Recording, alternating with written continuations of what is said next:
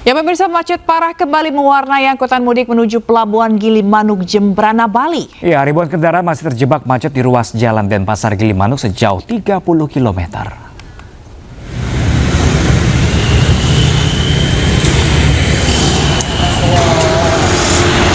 Sempat berkurang, antrian kendaraan menuju Pelabuhan Gilimanuk Selasa pagi ini kembali macet parah sejauh 30 km hingga Desa Banyu Biru, Jembrana.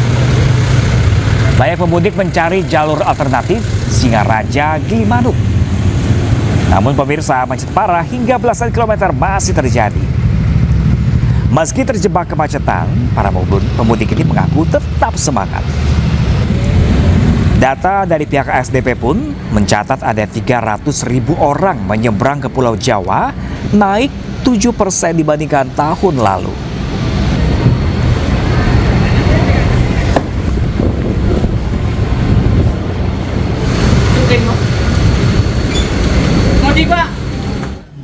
Ya, sebelumnya pemirsa, tadi malam antrian kendaraan di Pelabuhan Gilimanuk ini mengular hingga 23 km. Ya, ini tingginya mobilitas di Pelabuhan Gilimanuk tidak sebanding dengan kapasitas dermaga dan jumlah kapal yang beroperasi.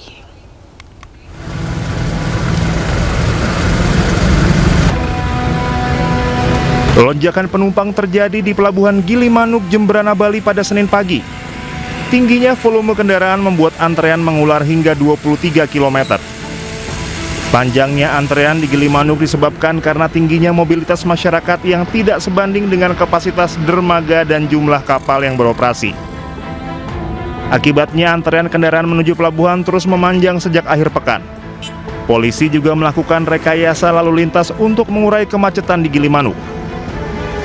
Selain itu, polisi juga menyiagakan kantong-kantong parkir untuk menampung kendaraan yang menunggu giliran menyeberang serta melakukan patroli untuk mencegah penyerobotan antrean kendaraan yang berpotensi memicu kemacetan dan konflik antar pengguna jalan.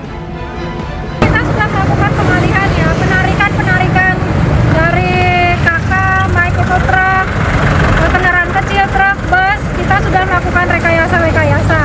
Kalau tadi malam dia sampai 23 kilo untuk kemacetan ke arah Denpasar, namun saat ini sudah berkurang menjadi kurang lebih 14 km.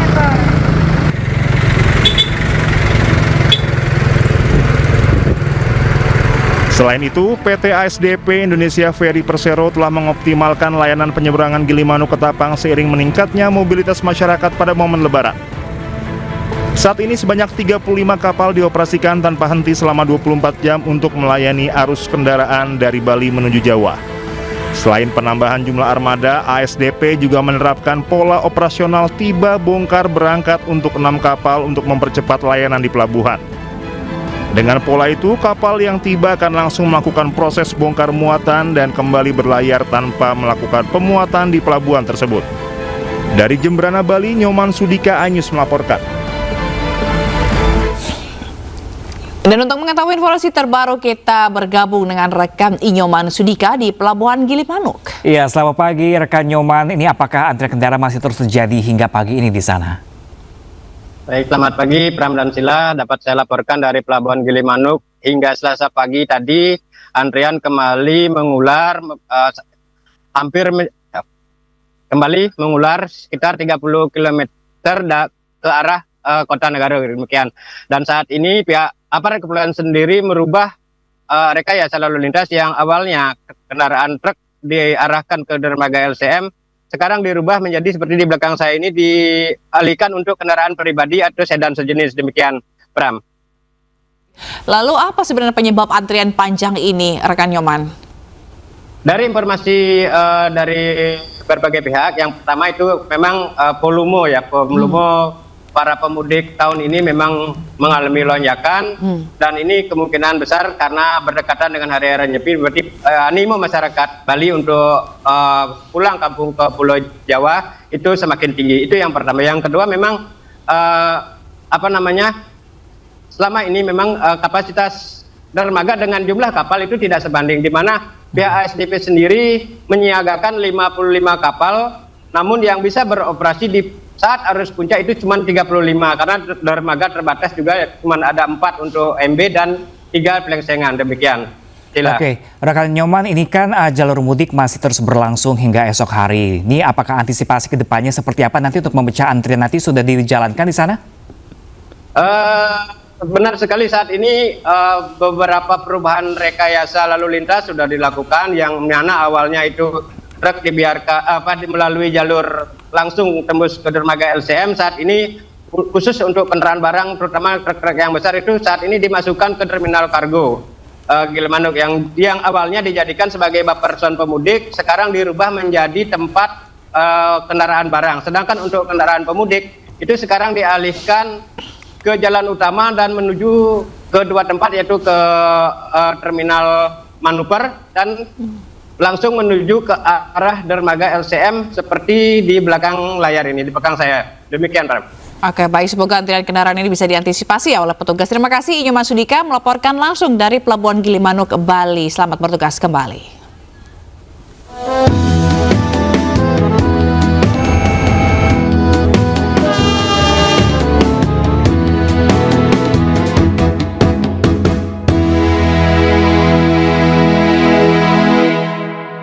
Ya, pemirsa, untuk mengetahui informasi terbaru, kita sudah bergabung dengan rekan kami Toh Iskandar langsung dari jalur Pantura, Cirebon. Ya, selamat pagi Toh Iskandar. Bagaimana situasi terkini di sana?